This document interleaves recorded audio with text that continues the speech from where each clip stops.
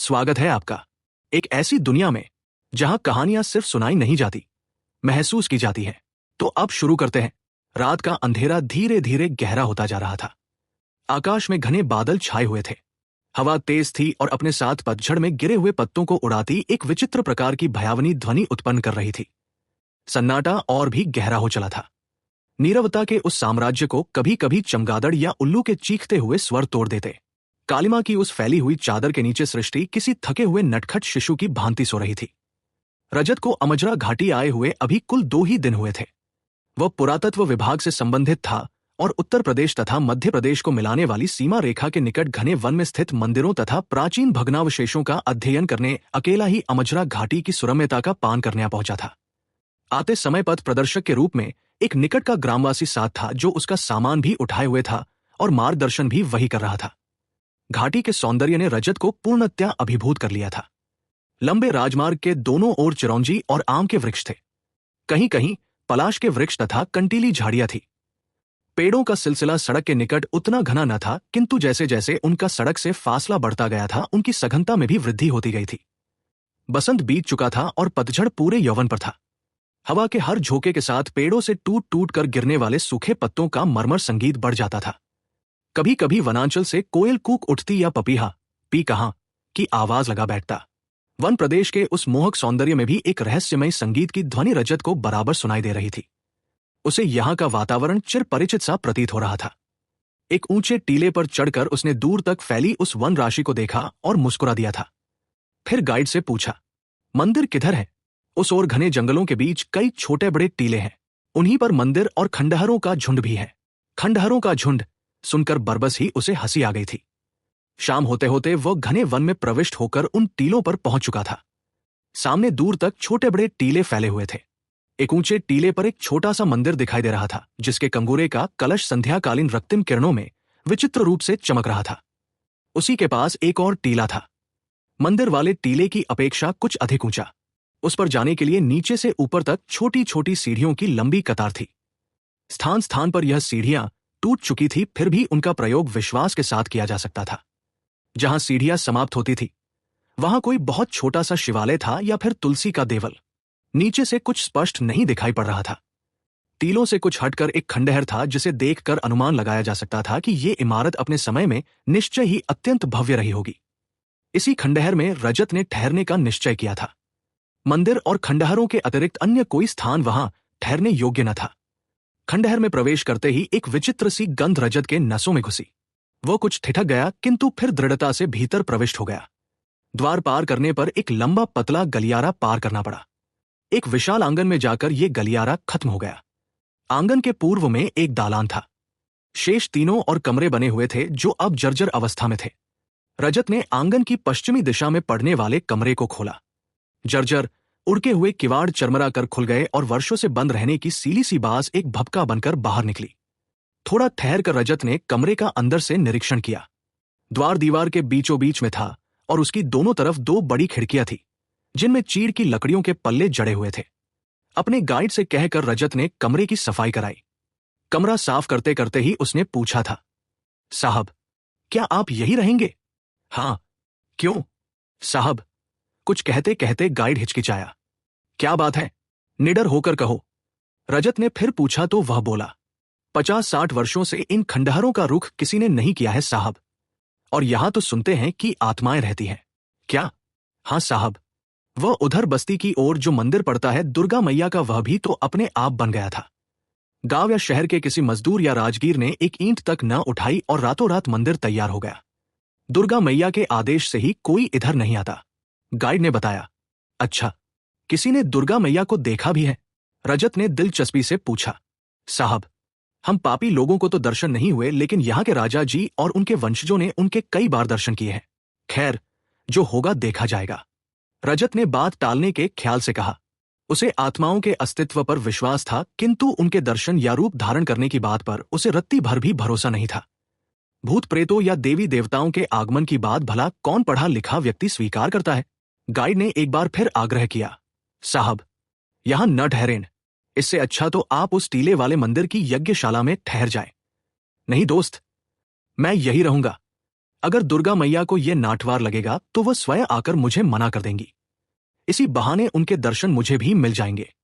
लेकिन साहब, लेकिन कुछ नहीं। मेरा सामान उधर रख दो और अब तुम जाओ। रात होने वाली है, ज्यादा समय की बीत गया तो जाने में भी मुश्किल होगी। साहब, आप अकेले? हाँ भाई, मैं अकेला ही रहूंगा।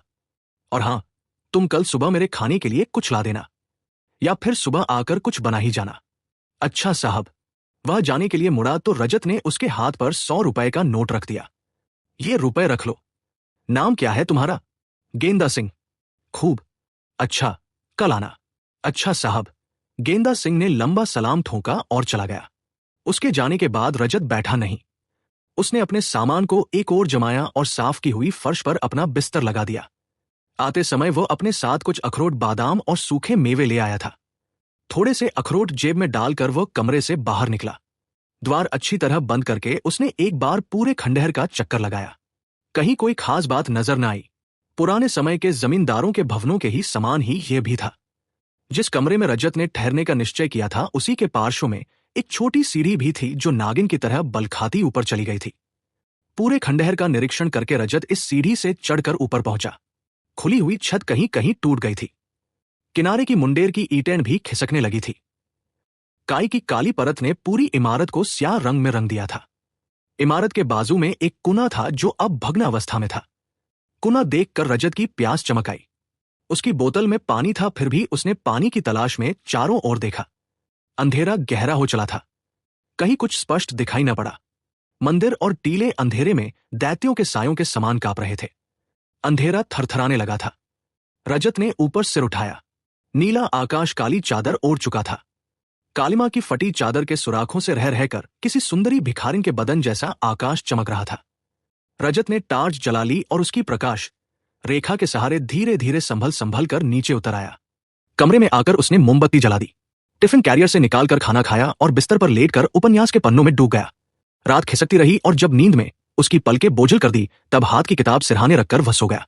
नींद खुली तो सवेरा हो चुका था और सूर्य की सुनहरी किरणें कमरे में खेलने लगी थी। गेंदा सिंह की कथित आशंका की बात सोचकर वह मुस्कुरा उठा था। सारी रात उस वर्जित प्रदेश में बिताकर संभवतः उसने उन आत्माओं के प्रति धृष्टता की थी, लेकिन उसे इस वर्जित कृत्य से रोकने के लिए किसी आत्मा ने उस तक आने का कष्ट नहीं उठाया था। नित्य कर्म से निवृत्त होकर उसने आसपास के वातावरण का जायजा लिया। टीले पर के उस मंदिर में उसे एक विचित्र प्रकार का आकर्षण प्रतीत हो रहा था। बार बार मंदिर के खुले पट उसका आह्वान सा कर रहे थे। चांदी सी चमकती धूप चारों ओर बिखरी हुई थी। गेंदा सिंह उसके लिए बस्ती से सहज प्राप्त फल, सब्जियां और आटा लाया था। लकड़ियां बटोरकर उसने खंडहर के आंगन में ही एक और चूल्हा बना लिया था और अब रसोई के प्रबंध में जुटा था। रजत का मन बार बार मंदिर की ओर खींचा जा रहा था। वह गेंदा सिंह से कहकर मंदिर की ओर बढ़ गया। मंदिर तक जाने के लिए उसे कुल 49 सीढ़ियां तय करनी पड़ी। मंदिर के पट जो नीचे से देखने पर खुले प्रतीत हो रहे थे वस्तुतः बंद थे। उनका काला रंग कहीं कहीं से उखड़ गया था। मंदिर की दीवारें पत्थर की थी जिन पर सुंदर नक्काशी की गई थी। ऊपर गोल गुंबद और फिर ऊंची लंबी चोटी पर रखा हुआ पीतल का कलश जो धूप में सोने का भ्रम उत्पन्न कर रहा था। रजत मंदिर के द्वार से टिक कर खड़ा हो गया। चारों ओर दूर दूर तक पेड़ और झाड़ियां फैली हुई थी। रात में वन्य पशुओं के गर्जन से गूंजने वाला वन इस समय चिड़ियों की मधुर कलरव से गूंज रहा था। मंदिर के पास ही एक आम का पेड़ था। फलों के भार से दबी हुई उसकी शाखाएं धरती का आंचल चूम रही थी। सिंदूरी आम के फलों को देखने पर देखने वाले के मन में फूलों का भ्रम उत्पन्न होता था। वातावरण अत्यंत सुहावना था। रजत ने घूमकर मंदिर का एक चक्कर लगाया। पीछे की ओर एक छोटा सा द्वार था और उसके पास ही बनी थी यज्ञवेदी। उस पर जंगली फूलों की लताएं फैल गई थी। थोड़े अंतर के बाद ही टीले की सीधी ढलान थी जो पीछे एक बड़े गड्ढे में खत्म हो जाती थी। यहां से अगर कोई गिर पड़े तो रजत को झुरझुरी हो आई। अर्ध परिक्रमा करता वो फिर मंदिर के सामने आ गया। कहीं कुछ नवीनता, कोई विचित्रता न होने पर भी रजत को जैसे कोई आत्मिक संबंध मंदिर की ओर खींच रहा था। उसने बंद किवाड़ों को धक्का दिया लेकिन वे टस से मस न हुए। रजत ने कई बार उन्हें खोलने का प्रयत्न किया और अंत में निराश होकर लौट आया। दूसरे टीले पर एक छोटा सा शिवाला था। टीले का धरातल कठिनाई से 10 वर्ग फीट का ही होगा। काले संगमरमर की छोटी सी शिव मूर्ति के ऊपर सफेद संगमरमर का क्षत्र के आकार का चंदोवा था। शिवलिंग के सामने ही थी नंदी की मूर्ति और वहीं ध्यानावस्थित पार्वती जी भी स्थित थी। देवताओं पर श्रद्धा न रखने वाले रजत के मन में न जाने कैसे श्रद्धा जाग पड़ी। उसने पास फैली जंगली लताओं से खूल चुनकर मूर्ति पर चढ़ा दिए। मस्तक नवाकर जब उसने सिर उठाया तो चौंक पड़ा। शिव मूर्ति के पीछे ही एक छोटा सा पक्का कुंड था जिसमें साफ पानी का सोता छलछला रहा था। पानी की पतली धार झरने के रूप में धीरे धीरे बहती शिवलिंग के चरण धोती नीचे की ओर उतर गई थी। प्रकृति की इस विचित्र रचना पर रजत चकित रह गया। टीले पर कूटने वाला झरना, ये कल्पना भी असत्य लगती है। दिन भर रजत गेंदा सिंह से बातें करता रहा और आसपास के वातावरण, मंदिरों और उस खंडहर का विवरण अपनी नोटबुक में नोट करता रहा। और फिर आ गई वह रात। चारों ओर फैला सन्नाटा, गहरा अंधेरा और पल पल खिसकता समय, बढ़ती भयानकता। आज की रात रजत को रोमांचित कर रही थी। यद्यपि एक रात वह इसी खंडहर में सकुशल बिता चुका था, किंतु आज उसका हृदय व्यग्र था। गेंदा सिंह बस्ती की ओर जा चुका था। मोमबत्ती जलाकर देर से रजत पढ़ने की कोशिश कर रहा था, लेकिन शब्द थे कि सब आपस में गड्ढमड हुए जाते थे। कई बार प्रयत्न करके भी वो कुछ न पढ़ सका तो किताब बंद करके रख दी और सोने की चेष्टा करने लगा। पिघलती हुई मोमबत्ती आधी जल चुकी थी। रजत ने आंखें बंद कर ली। नींद अभी आंखों से कोसों दूर थी और तभी उसे लगा जैसे कोई बड़ा सा काला ठंडा अंधेरे का टुकड़ा उसके ऊपर छाने लगा। रजत ने घबरा कर आंखें खोल दी। बाहर हवा की साए साए बढ़ती जा रही थी। लगता था तूफान आएगा। हवा के थपेड़े बार बार कमरे के द्वार से टकराकर भड़भड़ा उठते, बिल्कुल ऐसे जैसे कोई जोर जोर से सांकल बजा रहा हो। अजीब खौफनाक माहौल हो रहा था। अचानक हवा के एक तेज झोंके ने मोमबत्ती बुझा दी। बाहर का अंधेरा कमरे में उतर आया। रजत ने चादर अपने गिर्द लपेट ली। तभी सांकल जोर से बज उठी। रजत चौंक पड़ा। इस एकांत निर्जन स्थान में कौन है हो सकता है? उसने जोर से पूछा, कौन है? उत्तर न मिला। रजत ने सोचा, हवा के झोंके ने ये शरारत की होगी और अपनी मूर्खता पर खुद ही उसे हंसी आ गई, किंतु नहीं, ये भ्रम नहीं था। सांकल फिर बजी थी, बिल्कुल उसी ढंग से, उसी अंदाज में। रजत ने सांस रोक ली और कान लगाकर आहट सुनने लगा। अपने संदेह का वह निवारण करना चाहता था। थोड़े अंतराल के बाद फिर सांकल बजी, किंतु इस बार कुछ आहिस्ता आहिस्ता। रजत ने टटोल कर अपनी टार्च उठा ली और दूसरे हाथ से पिस्तौल का हत्था कसकर पकड़ लिया। कौन हो सकता है इस समय? कहीं कोई आत्मा? धत, ये सब मनुष्य का वहम है, कोरी कल्पना। आत्माओं का कोई अस्तित्व नहीं। खैर, जरूर कोई डाकू होगा। चंबल की घाटियों में डाकू रहते ही हैं। उन्हीं में से कोई यहां आश्रय की तलाश में आया होगा और प्रकाश की रेखा के सहारे इस कमरे तक। सांकल एक बार फिर बजी। रजत बिना आहट किए पांव दबाकर द्वार तक पहुंचा और खामोशी से आहिस्ता आहिस्ता कुंडा खोलकर आड़ में खड़ा हो गया। हवा का एक झोंका उड़के हुए किवाड़ों को धकेलकर अंदर घुसाया। बहुत देर तक जब रजत ने कोई आहट न सुनी तो टार्च जलाकर बाहर निकल गया। उसके दाहिने हाथ में अभी भी पिस्तौल का दस्ता दबा हुआ था। सावधानी से उसने पूरे आंगन और आसपास के कमरों का निरीक्षण किया। आंगन में धूल की परतें और पत्तों का अंबार था, किंतु किसी के आने का उसे कोई चिन्ह नहीं मिला। तो क्या वो उसका भ्रम था? ये कैसे हो सकता है? उसने 3 बार सांकल बजने की आवाज बिल्कुल साफ साफ सुनी थी। अपने अनुभव को झूठा कैसे समझ ले? मन की तसल्ली के लिए उसने टार्च का रुख कर छत पर जाने वाली सीढ़ियों की ओर कर दिया। अचानक उसे लगा जैसे कोई साया तेजी से सीढ़ियों के ऊपरी मोड़ पर गुम हो गया। टार्च से निकले प्रकाश के दायरे में सीढ़ियों पर पड़ी धूल पर 2 छोटे छोटे मांसल पैरों के निशान पड़े हुए थे। रजत ने उन्हें ध्यान से देखा। उसे लगा जैसे वह इन पद चिन्हों को पहचानता है। आज से नहीं, वर्षों से वह इन चिन्हों को जानता है। जैसे ये चिन्ह किन्हीं बेहद खूबसूरत गुलाबी तलवों वाले मांसल संगमरी पावों के हैं, जिनमें पायल बंधी हुई है, फिर भी जिनके थिरकने से आवाज नहीं होती। खामोशी गुनगुना उठती है, हवाओं में संगीत भर जाता है, फिजा महक उठती है। रजत मंत्रमुग्ध सा उन्हें देखता रहा। हर सीढ़ी पर एक पाव का चिन्ह बना था। एक पर दाएं पाव का, दूसरे पर बाएं पाव का। संभल संभल कर उन चिन्हों से बच बच कर रजत ऊपर चढ़ता गया। पद चिन्हों का यह सिलसिला अंतिम सीढ़ी पर जाकर समाप्त हो गया। उसके बाद पूरी छत अछूती थी। कहीं कोई चिन्ह नहीं, कोई आहट नहीं। फिर भी लगता था जैसे कोई दैवी अस्तित्व अभी अभी यहीं कहीं खो गया हो। देर तक रजत छत पर चिन्ह ढूंढता रहा, किंतु निराशा ही हाथ लगी। वो फिर सीढ़ियों के पास आया। एक बार फिर उन पद चिन्हों को देखने का औत्सुक्य वह संवरण न कर पा रहा था। किंतु ये क्या? टार्च के दायरे में अब कोई चिन्ह न था। धूल की मोटी परत अछूती थी, उस पर रजत के पांवों के निशान थे, किंतु वे चिन्ह कहीं नहीं थे। रजत का मस्तिष्क घूम गया। ये सब क्या गोरख धंधा है? क्या उसने किसी चिन्ह को नहीं देखा? क्या उसने जो देखा सुना वह सब भ्रम था? तो सत्य क्या है? कहीं गेंदा सिंह के कहे अनुसार ये सब आत्माओं का खेल तो नहीं? किंतु रजत का मन मस्तिष्क से समझौता न कर सका। उसका तर्क, उसी की बौद्धिकता उसे बार बार कहती रही, ये सब भ्रम है, ये कुछ भी हो सकता है, किंतु आत्मा कुछ नहीं है। रजत ने एक बार फिर छत पर खड़े होकर चारों ओर दृष्टि डाली। अंधेरे में लिपटा हुआ जंगल भयानक हो चुका था। हिंसक पशुओं की हुंकारें बीच बीच में उभरकर वातावरण की भयंकरता को और भी बढ़ा रही थी। रजत ने टीलों की ओर देखा जो रात की चादर में लगे धब्बे जैसे ही भयानक थे। अंधेरे में भी उसकी दृष्टि मंदिर वाले टीले पर ठहर गई। वो उसे अच्छी तरह पहचान पा रहा था और इस अंधेरे में भी उसे महसूस हो रहा था कि मंदिर के दोनों पट खुले हुए थे। गहरे अंधेरे के बीच भी मंदिर जैसे अपने अस्तित्व का आभास दिला रहा था और उसके वे खुले हुए प्रतीत होने वाले पट। न जाने कौन सा रहस्य उन किवाड़ों के पीछे बंद था। गेंदा सिंह से जब उसने इस संबंध में पूछा तो उसने कहा था, साहब, ये देवी मैया की राजधानी है। मंदिर के पट पिछले 10 वर्षों से नहीं खुले हैं। लगभग 10 वर्ष पहले अचानक ही दिन रात खुले रहने वाले पट आधी रात के समय जोर की आवाज के साथ बंद हो गए और तब से आज तक बंद है। राजा जू ने भी बड़ी मिन्नत की, लेकिन कुछ फायदा नहीं हुआ। तब से इधर आने से लोग डरते हैं। कुमारी जू पहले यहां रोज पूजा के लिए आया करती थी। कौन कुमारी जू? राजा जयसिंह की बेटी रूप कुंवर जू। वही पट इस समय खुले हुए थे, आधी रात के बाद। क्या वे पट सचमुच खुले हुए हैं? रजत को आश्चर्य हुआ कि इतने घने अंधकार में भी वो कैसे समझ पा रहा है कि मंदिर खुला है। गेंदा सिंह ने ही बताया था। उस दिन के बाद रूप कुंवर जू को किसी ने नहीं देखा। वो कभी घर से बाहर न निकली। किसी ने उनकी आवाज न सुनी। ओह! रजत गहन चिंतन में डूब गया। वे खुले हुए मंदिर के पट। रजत का मन उसी ओर खिंचा जा रहा था। बड़ी ही आत्मीयता से, बड़े आग्रह से मंदिर के खुले हुए पट बाहें पसारे उसे बुला रहे थे। उस ओर जाने की तीव्र इच्छा को वह रोक नहीं पा रहा था। ये अदम्य अभिलाषा क्यों? आकाश पर बादल छाने लगे थे। हवा की गति और तेज हो गई थी। थोड़ी ही देर में आकाश घने बादलों में छिप गया। बिजली चमकने लगी और आसमान की फटी चादर से ढेरों मोती तरल होकर बरस पड़े। बड़ी बड़ी बूंदों के साथ छोटे छोटे ओले भी गिरने लगे। असमय की वर्षा और यह उपलपात। रजत नीचे उतर आया। कमरे का द्वार खुला था। टार्च के प्रकाश से उसने कमरे के अंधेरे को चीर दिया और बिस्तर पर बैठ गया। मन में उठने वाली इच्छा, मंदिर का आह्वान और आत्मिक आकर्षण उसे चैन नहीं लेने दे रहे थे। मस्तिष्क ने भी तर्क किया, यदि मंदिर के पट खुले हैं तो उनका रहस्य जानना ही चाहिए। कितनी अद्भुत खोज होगी ये। यदि ऐसा नहीं है तब भी शंका का निराकरण तो हो ही जाएगा। अंततः मानसिक जिज्ञासा की ही विजय हुई। टार्च और पिस्तौल लेकर वह बरसते पानी में ही कमरे से बाहर निकल पड़ा। कमरे का द्वार अच्छी तरह बंद करके उसने आंगन पार किया और फिर सावधानी से कदम बढ़ाता गलियारा पार करके खंडहर के बाहर आ गया। सामने लगभग 1.5 फरलांग की दूरी पर खड़ा टीला अभी भी उसे इशारा कर रहा था। मंदिर के कंगूरे पर स्थित कलश बिजली की चमक पाकर जल से उठता था। मंदिर का द्वार खुला हुआ ही प्रतीत हो रहा था। रजत तेज कदमों से आगे बढ़ गया। ओले और भी तेजी से गिरने लगे थे। उनका आकार भी अब बड़ा हो चला था। बदन से टकराते ओले रजत को सिहरा देते। वर्षा के तेज होने के साथ रजत दौड़ने लगा। दौड़ते हुए रास्ता तय किया उसने और जल्दी जल्दी सीढ़ियां चढ़ने लगा। यह शीघ्रता बहुत खतरनाक थी। वर्षा के कारण सीढ़ियों पर फिसलन हो गई थी। उबड़ खाबड़ सीढ़ियां थोड़ी सी भी असावधानी होने पर उसे नीचे धकेल देती, लेकिन रजत इन सारी विपत्तियों से बेफिक्र ऊपर चढ़ता जा रहा था। जब वह मंदिर के सामने पहुंचा वह हाफ रहा था। कुछ देर तक रुककर उसने अपनी सांसें ठीक की और आगे बढ़ने के लिए ताज का रुख फर्श की ओर किया। एक बार फिर उसे चौंक जाना पड़ा। उसके सामने वही चरण चिन्ह उपस्थित थे। उसने आंखें मल कर देखा, कहीं ये कोई स्वप्न तो नहीं है। किंतु वो स्वप्न नहीं हो सकता। वही छोटे छोटे सुडौल और मांसल पामों के निशान, जैसे धीरे धीरे मस्तानी चाल से कोई सुंदरी अभी अभी यहां से गुजरी हो।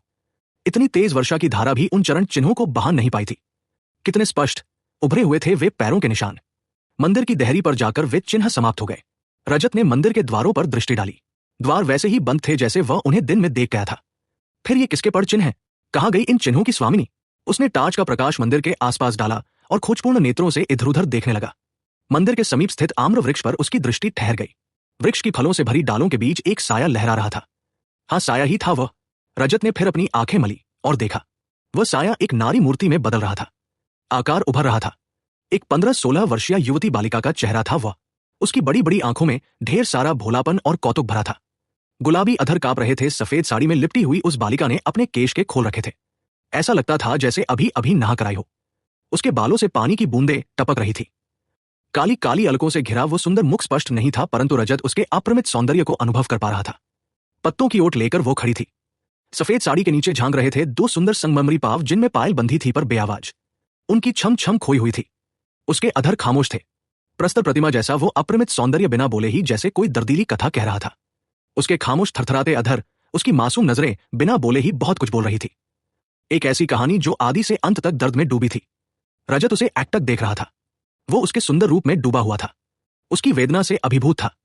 बाएं हाथ में पूजा का थाल लिए वह एक हाथ से वृक्ष की डाल पकड़े आगे की झुककर खड़ी थी। रजत पर नशा जैसा छाता जा रहा था।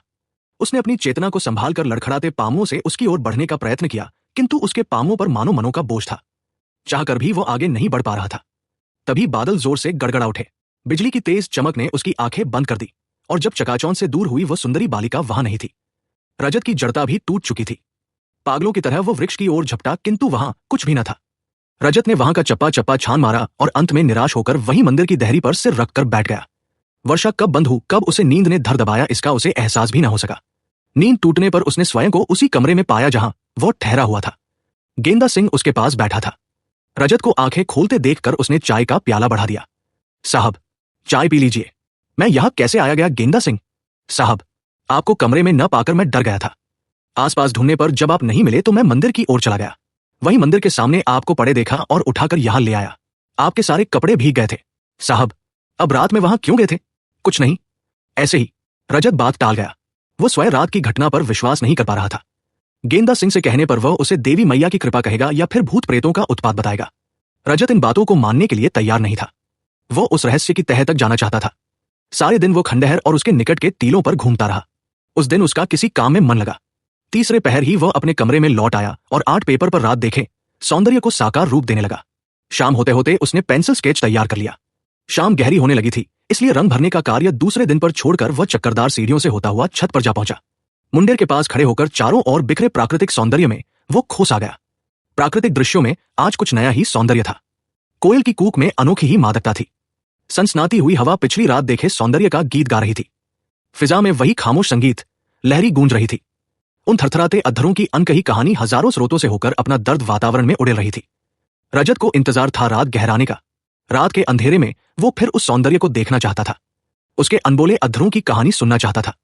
उन खूबसूरत पग चिन्हों को एक बार फिर देखना चाहता था जो अपनी स्वामिनी के दर्द के भागीदार थे। पायल की वही खामोश छम छम सुनने के लिए उसका मन व्याकुल था, किंतु क्या वो आज भी आएगी? वे खूबसूरत नक्शे पा क्या वो फिर देख सकेगा? आज उसका मन नीचे जाने का न हुआ। मुंडेर के पास बैठकर ही वो मंदिर के बंद दरवाजों को देखता रहा। उनकी कशिश महसूस करता रहा। उनके आह्वान को सुनता रहा और प्रतीक्षा करता रहा उस अनजाने अस्तित्व की। रात भीगती गई। 1 बज गया। वह प्रतीक्षा करते करते थक कर मुंडेर पर सिर रखे अपनी नींद से बोझिल पलकों को आराम देने लगा। कितनी देर सोया कुछ पता न चला। एक हल्की सी आहट से उसकी आंखें खुल गईं। उसने देखा उसके चारों ओर सफेद बादलों का एक टुकड़ा मंडरा रहा था। उसने उठने का प्रयत्न किया लेकिन सफल न हो सका। जैसे शरीर अपने स्थान पर जड़ हो गया था।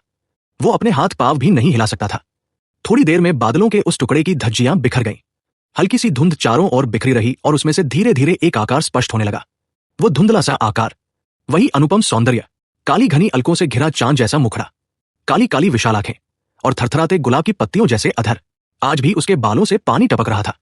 सफेद साड़ी में लिपटा हुआ उसका बदन और कपड़ों के नीचे से झांकते मरमरी पांव। रजत मुग्ध सा उसे देखता रहा।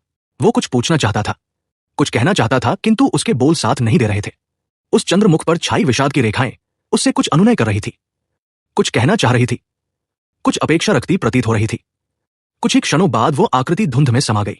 रजत चौंक कर उठ बैठा। उसने देखा रुई के फाहे जैसे बादल तेजी से मंडराते हुए मंदिर के कंगूरे पर जाकर लुप्त हो गए।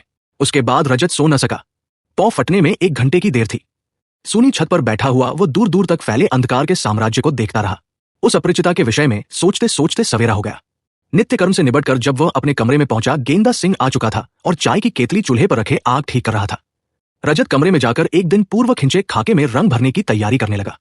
अभी उसमें रंग भरना शुरू ही किया था कि गेंदा सिंह चाय ले आया। चाय का प्याला रखते समय उसकी दृष्टि चित्र पर पड़ी और वह चीख पड़ा। क्या हुआ? रजत ने घबरा कर पूछा। कुमारी जू। आप कुमारी जू को जानते हैं? गेंदा सिंह ने चकित और भयभीत दृष्टि से चित्र की ओर देखते हुए पूछा। कौन कुमारी जू? मैं उन्हें कैसे जानूंगा? कुमारी रूप कुंवर जू। ये चित्र तो उन्हीं का है। 10 बरस पहले जब वे मंदिर में पूजा करने आती थी, तब ऐसे ही सफेद धोती पहने बाएं हाथ में पूजा का थाली आती थी। तुरंत नहाकर मंदिर में जाते समय उनके बालों से पानी टपकता रहता था। बिल्कुल वही मूरत, वही रूप है साहब। लेकिन आपने उन्हें कब देखा? तुमने उन्हें कब से नहीं देखा गेंदा सिंह? रजत ने उसके प्रश्न का उत्तर न देते हुए पूछा। कोई 10 बरस हुए होंगे जब वो पूजा के लिए आती थी। सारा गांव देखता था कुमारी जू को। बड़ा प्यारा स्वभाव था उनका, लेकिन जब से मंदिर के कपाट बंद हुए उन्हें फिर किसी ने नहीं देखा। ओह! रजत गहरे सोच में डूब गया। उसकी आंखों में रूप कुमार का भोला मुख डोल गया। उसकी भोली निश्चल दृष्टि में छिपी आरजू उसका हृदय मसलने लगी। तो क्या रूप कुंवर मर चुकी है? लेकिन ये कैसे संभव है? वह मर चुकी है तो रातों को इस तरह भटकती क्यों है? कहीं उसकी अतृप्त आत्मा का कोई भयानक सफर तो नहीं है? गेंदा सिंह कहता है कि रूप कुंवर को 10 वर्षों से न किसी ने देखा न उसकी आवाज सुनी, फिर भी वो उसे मृत नहीं मानता। इस हिसाब से तो वह अब 25-26 वर्ष की युवती होगी। फिर यह सुंदरता की प्रतिमा कौन है? तुम क्या पूरे एतबार से कह रहे हो गेंदा सिंह की ये रूप कुंवर की ही तस्वीर है? रजत ने पूछा। हाँ साहब, मैंने ऐसा रूप कहीं नहीं देखा। कुमारी जू मुझसे बहुत छोटी है। मैंने उनके जैसा मीठा स्वभाव, उनके जैसी सुंदरता और निश्चलता कहीं नहीं देखी। मैं कसम खाने को तैयार हूं, ये रूप कुंवर जू ही है। लेकिन इस लड़की को मैंने कल भी देखा है, परसों भी देखा था। वो इतनी ही बड़ी है, ऐसी ही है। तुम्हारी रूप कुंवर जू तो अब तक बहुत बड़ी हो गई होंगी। ये कैसे हो सकता है साहब? ये कुमारी जू ही है, गेंदा सिंह ने पूरे आत्मविश्वास के साथ कहा। क्या रूप कुंवर जिंदा है? ये आपने क्या कहा साहब? तुम ही सोचो गेंदा सिंह, रूप कुंवर को 10 वर्षों से किसी ने नहीं देखा। उनकी आवाज भी किसी ने नहीं सुनी, तो क्या यह संभव नहीं कि वे मर चुकी हों? यदि वे जीवित होती तो क्या अब तक उन्हें कोई न देख पाता? उनका विवाह भी तो नहीं हुआ। रजत ने कुछ सोचते हुए पूछा। आप ठीक कहते हैं साहब, लेकिन उनके मरने की कोई खबर भी तो नहीं मिली किसी को। पता नहीं, मुझे तो साहब बहुत डर लगता है। आपको यह सब कैसे मालूम हुआ? कुमारी जू को आपने कैसे देखा? रजत ने कोई उत्तर नहीं दिया। वो गहरी सोच में डूब गया। उसकी आंखों के सामने बार बार रूप कुंवर का चेहरा घूमता रहा। उन अधरों की खामोश थरथराहट में कौन सी विनय कैद थी? क्या वह रूप कुंवर ही थी या कोई और? कई सवाल थे जो रजत के जहन में निरंतर चक्कर काट रहे थे। रहस्य, बेचैनी और एक गूढ़ आकर्षण उसे बार बार मंदिर की ओर खींच रहे थे। वो दिन भर मंदिर के चारों ओर भटकता रहा, कभी मंदिर की दीवारें टटोलता तो कभी पत्थरों की गहराई में कोई सुराग ढूंढने की कोशिश करता, पर हर बार खाली हाथ लौटता। मंदिर के द्वार वर्षों से बंद थे, मानो कोई शक्ति उन्हें खोलने नहीं देना चाहती थी। शाम का झुटपुटा छाने लगा था जब रजत ने गेंदा सिंह को छुट्टी देने की बात कही, पर गेंदा सिंह ने यह सुनकर दृढ़ता से कहा, साहब, आज मैं आपके साथ रहूंगा। रजत ने चौंक कर पूछा, क्यों? मैं भी देखना चाहता हूं कुमारी जू को कि वह सच में वही है या कोई और। आज मैं आपको अकेला नहीं छोड़ूंगा साहब। रजत ने बहुत समझाया, भूत प्रेत की बातें कही, पर गेंदा सिंह अपनी जिद पर अड़ा रहा। धीरे धीरे रात गहराने लगी। रजत मोमबत्ती जलाकर किताब पढ़ने की कोशिश कर रहा था, पर ध्यान नहीं लग पा रहा था। उसका मन बेचैन था, जैसे कोई अनजानी शक्ति उसे पुकार रही हो। पास बैठा गेंदा सिंह भी चौकन्ना था, जैसे किसी अनहोनी की प्रतीक्षा कर रहा हो। रात के 11 बज चुके थे। रजत को कमरे में बैठना असह्य हो रहा था। उसने गेंदा सिंह से कहा, चलो बाहर चलते हैं, मेरा मन बहुत व्याकुल हो रहा है। डर लग रहा है साहब? गेंदा सिंह ने पूछा। नहीं, बस अजीब सी बेचैनी महसूस हो रही है, रजत ने कहा। थोड़ी देर बाद जब रात का 1 बजा तो रजत ने टॉर्च और पिस्तौल उठाई और बाहर निकल आया।